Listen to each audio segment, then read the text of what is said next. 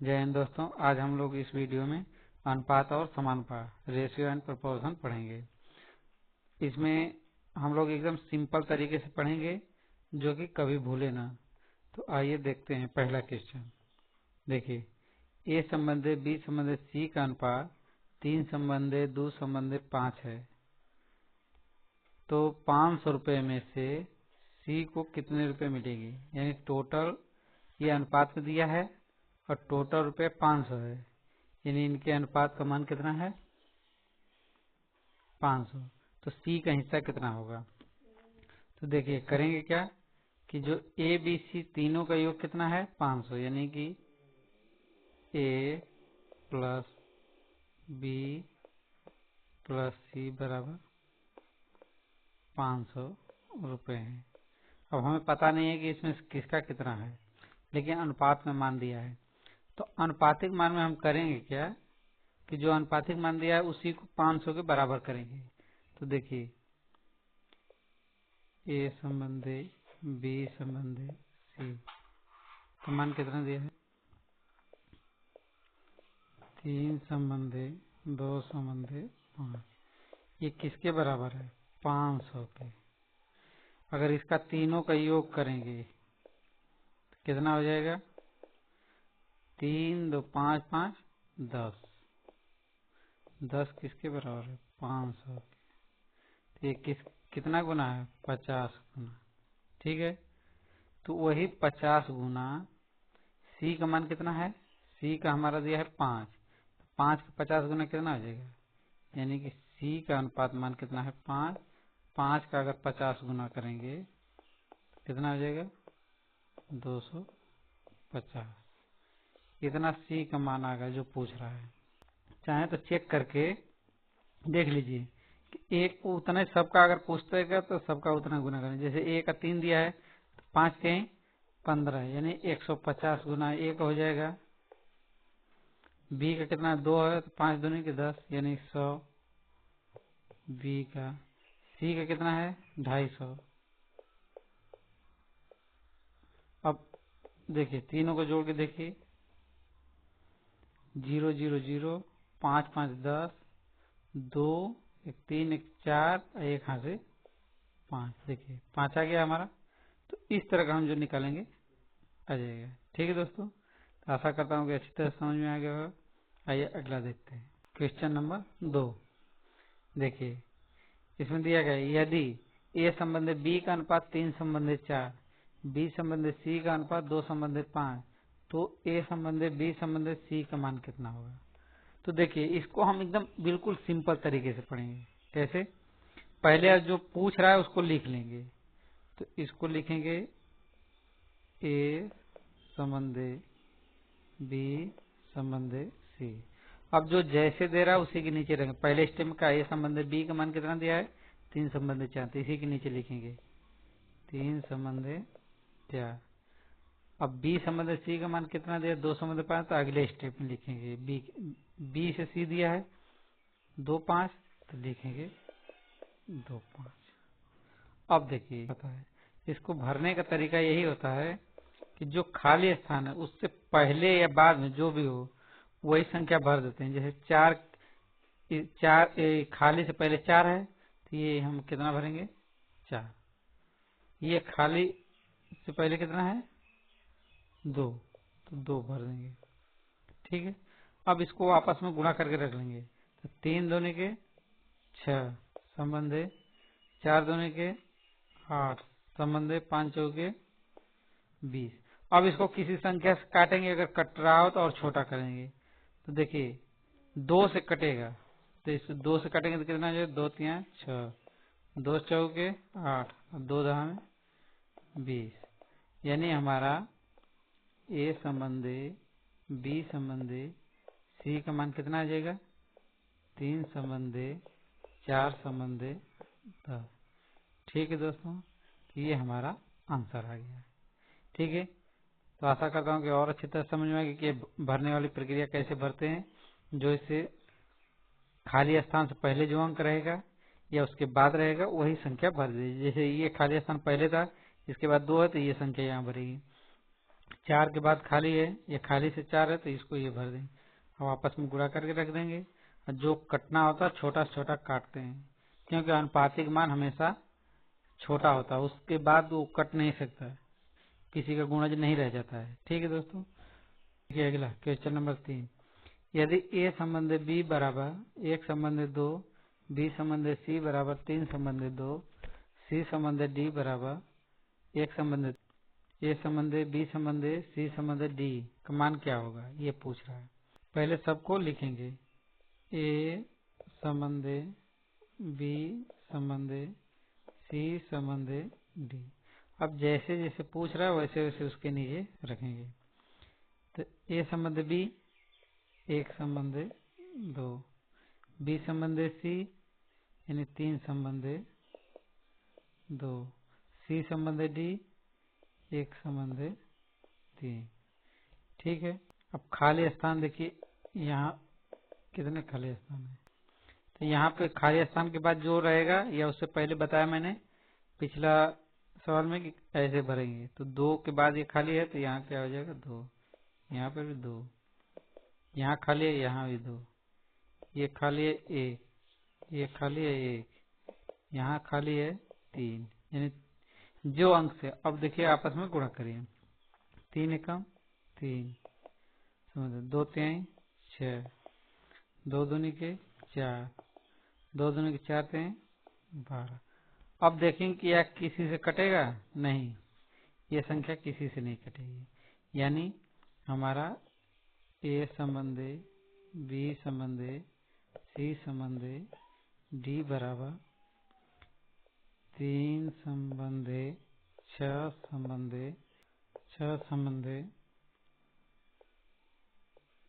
4 संबंध 12।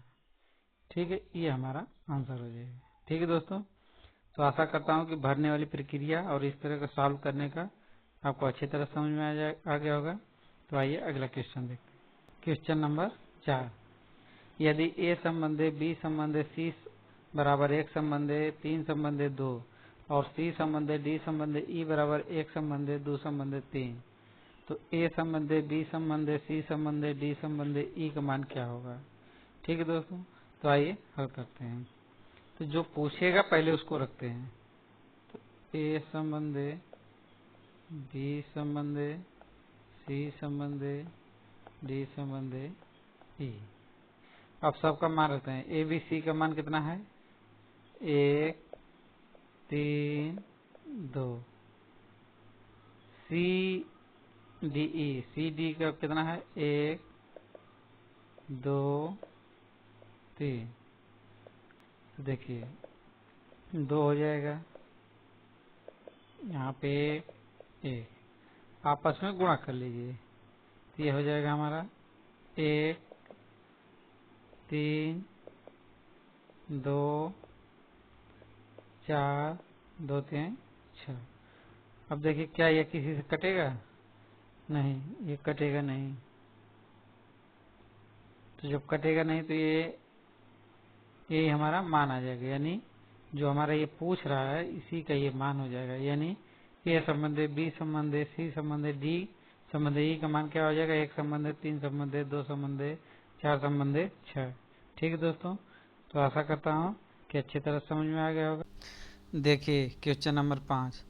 a और b के आय का अनुपात 3 संबंध 4 है, दोनों के खर्च का अनुपात 2 संबंध 3 है और हर एक की बचत 200 रुपया है। तो ए और बी की आय कितनी है, यानी ए और बी की आमदनी पूछ रहा है और प्रत्येक की बचत 200 रुपया दिया है, टोटल नहीं दिया है।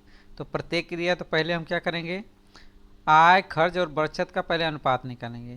तो देखिए आय क्या है, आय यानी आमदनी, यानी ए और बी की आय। देखिए आय हमारा हो गया कितना, ए और बी का आय का अनुपात कितना है, 3 संबंध 4, और ये हमारा 2 संबंध 3 क्या है, खर्च का, यानी खर्च का। ठीक है दोस्तों, खर्च का क्या है 2 संबंध 3। अब देखिए टोटल आमदनी ए की 3 है, बी की 4 है, खर्च ए का कितना है 2 है और बी का कितना है 3 है। तो जब आमदनी में से खर्च निकाल देंगे तो दोनों की क्या निकल जाएगी, बचत। बचत हमारी, तो 3 में से 2 जाएगा, क्या हो जाएगा यहाँ पे 1, और यहाँ पे क्या हो जाएगा 1, यानी कि दोनों की बचत कितना है 1-1 रुपये। तो ये अनुपात में दिया है 1:1, लेकिन प्रत्येक की बचत कितना दिया है 200 रुपये, यानी इसकी भी 200 रुपये है और इसकी भी 200 रुपये है, या अनुपात में 1 दिया है। तो 1 का कितना गुना करेंगे तो ये 200 हो जाएगा, यानी कि गुणे 200, इसमें भी क्या करेंगे 200। ठीक है दोस्तों, तो 200 रुपये यानी बचत दिया है, ये पहले से दिया है। तो ए और बी की आय पूछ रहा है, तो ए की आय कितनी है 3 है, बी की आय 4 है। तो अगर बचत 1:1 से 200 रुपया वास्तविक ही दिया है तो इसका कितना गुना होगा, ये हमारा 200 गुना हो गया, ये भी 200 गुना। तो हमारी आय, ये जो आय है आमदनी भी कितनी हो जाएगी 200 गुना, यानी इसकी भी अगर गुणे 200 करेंगे, गुना का सवाल गुना पर सेट होता है, तो 2 चौके 800, और ये क्या करेंगे हम गुणे 200 करेंगे तो कितना हो जाएगा 2×3 600। ठीक है, तो ए की आय कितनी होगी 600 रुपये ये वाली, और बी की क्या होगी 800। अब देखिए अगर टोटल देखा जाए तो क्या है, अगर हम ये 600 हो गया, ये खर्च कितना हो गया, अगर इसका भी 200 गुना करेंगे तो 400, तो 600 में 400 ये 200 और 200 ये हमारा आ गया, ये देखिए दिया यही। उसी तरह ये 800 और 300 का इसका करेंगे 200 गुना 2×3 600, तो 800 में 600 200, यानी ये भी दिया है। ठीक है दोस्तों, तो आपको जो सवाल जैसे भी रहे, अगर अनुपात में दिया है तो उसको गुना पर सेट करके हल कर लेंगे। तो हमारा ए और बी की आय कितनी हो गई, ए और बी की आय, ए की आय हमारी 600 और इसकी होगी 800, यही हमारा आंसर हो गया है। ठीक है दोस्तों, आइए अगला सवाल देखते हैं। क्वेश्चन नंबर अगला, यदि ए संबंधे बी बराबर 3 संबंधे 2, बी संबंधे सी बराबर 5 संबंधे 1 हो तो ए संबंधे बी संबंधे सी का मान ज्ञात कीजिए। तो इस तरह के सवाल पिछला भी सवाल हम लोग लगाए थे 1-2 नंबर, तो फिर से पुनः देखते हैं कि उसी पैटर्न पर इसको लगाते हैं। तो ए संबंधे बी संबंधे सी को पहले हम लिखेंगे, तो जो पूछ रहा है पहले उसको लिखेंगे, ए संबंधे बी संबंधे सी। ठीक है, अब इसके नीचे जैसे जैसे मान दिया है वैसे रख देंगे। ये देखिए ए संबंधे बी बराबर क्या दिया 3 संबंधे 2, तो इसी के नीचे लिखेंगे 3 संबंधे 2। अब ये दिया है बी संबंधे सी बराबर 5 संबंधे 1, तो इसके नीचे बी संबंधे सी के नीचे अगली लाइन में लेके लिखेंगे 5 संबंधे 1। ठीक है, ये हमारा इसके आगे ये हमारा खाली स्थान है, ये भी हमारा खाली स्थान है। तो इसमें वही संख्या भरेंगे जो उससे पहले भरी हुई है। जैसे 2 है तो आगे खाली स्थान पे 2 भरेंगे, खाली स्थान के बाद 5 है तो वही संख्या 5 भर देंगे। तो यहाँ पे हो जाएगी 2, यहाँ पे हो जाएगी 5। अब इसको आपस में गुणा कर लेंगे, 3×5 = 15 संबंधे 5 दूनी के 10 संबंधे 2, यानी 15 संबंधे 10 संबंधे 2। इसको काट कर छोटा करेंगे, अगर कटने लायक हो तो सब में से कॉमन लेके कट जाएगा, नहीं तो यही रहेगा, तो इसमें से कोई कटेगा नहीं। तो इसलिए हमारा क्या हो जाएगा, ए संबंधे बी संबंधे सी बराबर क्या हो जाएगा 15 संबंधे 10 संबंधे 2। ठीक है दोस्तों, तो ये हमारा आंसर आ जाएगा इस तरह का फिलिंग माध्यम से। ठीक है, आइए अगला क्वेश्चन देखते हैं।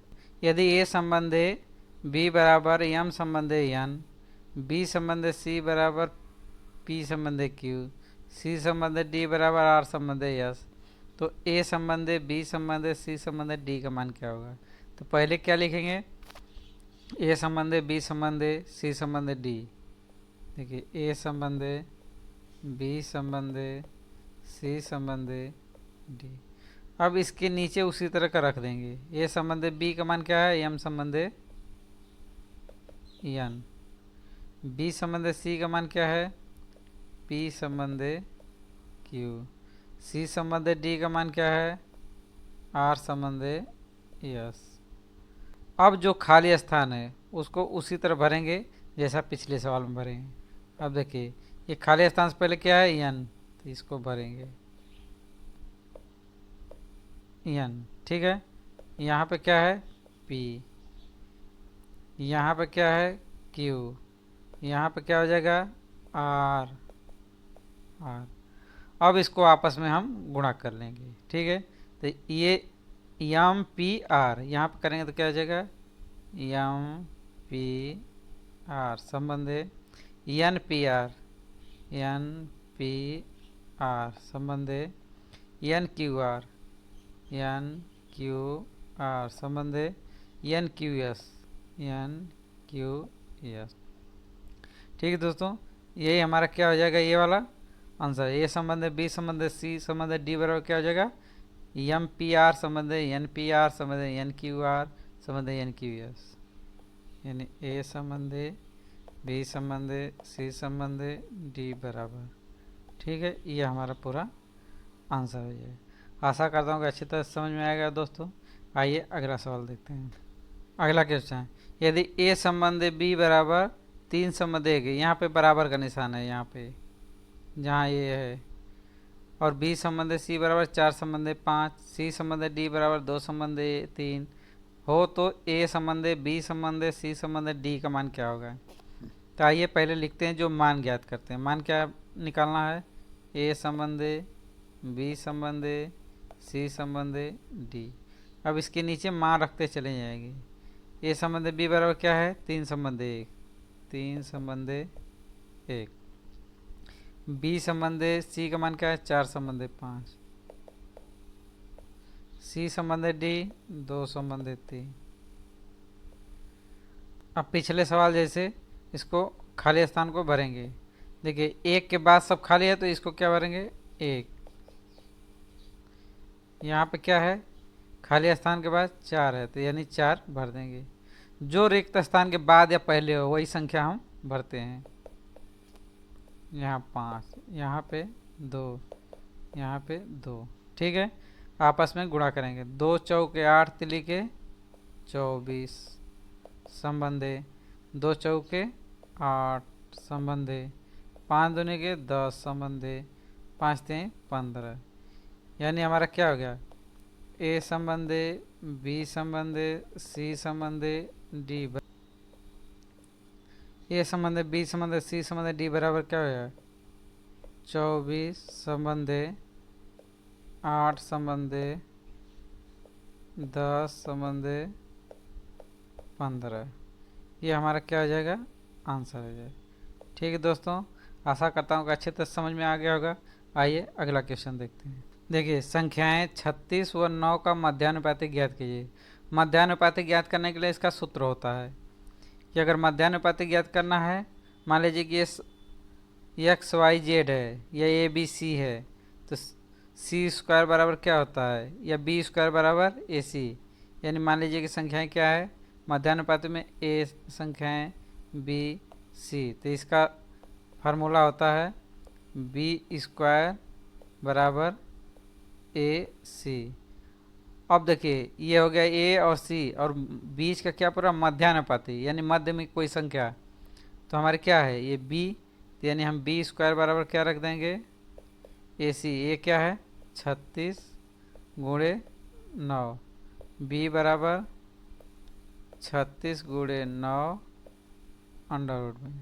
तो इसको हल करेंगे तो क्या है, 36 का क्या हो जाएगा 6, 9 का 3, यानी कि 6 गुणे 3 बराबर क्या हो जाएगा 18। यानी हमारी मध्यानुपाती संख्या कितनी आ जाएगी, 18। यही आंसर है और ये हमारा फार्मूला है। ठीक है दोस्तों, तो आशा करता हूँ कि अच्छे से समझ में आ गया होगा। आइए अगला सवाल देखिए। संख्याएं 4 और 12 का तृतीयानुपात ज्ञात कीजिए। तृतीयानुपात, इसमें क्या होता है कि तृतीयानुपात ज्ञात करना है, तो यानी कि पहला दूसरी संख्या दिया है तो इसमें ये पहली और दूसरी, मान लीजिए कि तृतीय अनुपात ए बी और सी दिया है, या तृतीय अनुपात ज्ञात करना है, तो हम करेंगे क्या कि इसका फार्मूला होता है बी स्क्वायर बटे ए बराबर सी, यानी तृतीय अनुपात के बराबर। यानी हमारी जो संख्या तृतीय अनुपात ज्ञात करना है तो सी बराबर बी स्क्वायर बटे ए।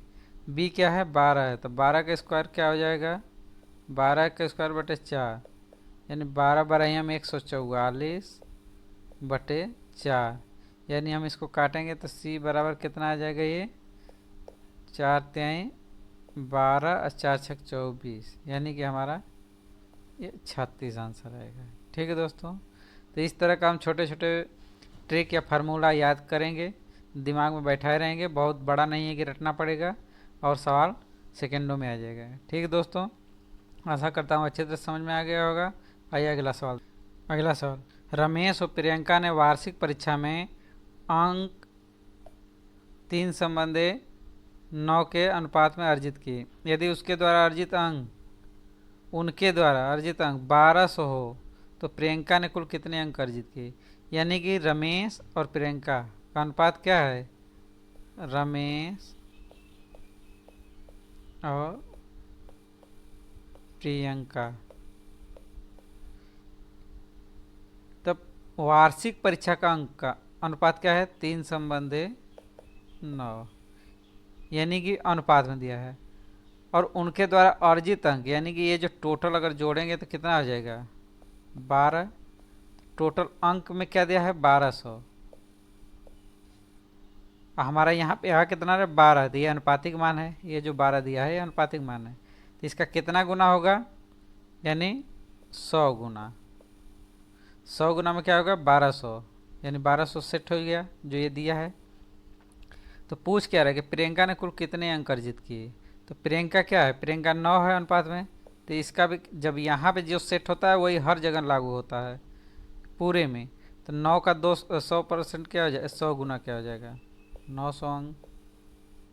अगर रमेश का पूछता तो इसका भी कर देते हम 100, तो क्या हो जाता 300। अब टोटल जोड़ के देखिए 9 3 कितना हो जाएगा, अगर 300 में अगर 900 जोड़ दें तो क्या हो जाएगा 1200, जो हमारा ये दिया है, यानी हमारा सेट खा रहा है। तो हमें पूछ क्या रहा है कि प्रियंका कितने अंक अर्जित किए, तो क्या है ये हमारा प्रियंका का ये हमारा 900, यही हमारा आंसर हो जाएगा। ठीक है दोस्तों, तो आशा करता हूँ कि अच्छी तरह से समझ में आ गया होगा। और आप इस चैनल पर नए हैं तो चैनल को लाइक और सब्सक्राइब करें, और दोस्तों में ज़्यादा से ज़्यादा शेयर करें। और आप कमेंट करके बताइए कि आपको और मैथ में या अन्य विषय में कौन से चैप्टर की ज़्यादा ज़रूरत है, तो उसकी वीडियो पहले बनाएंगे। ठीक है दोस्तों, धन्यवाद।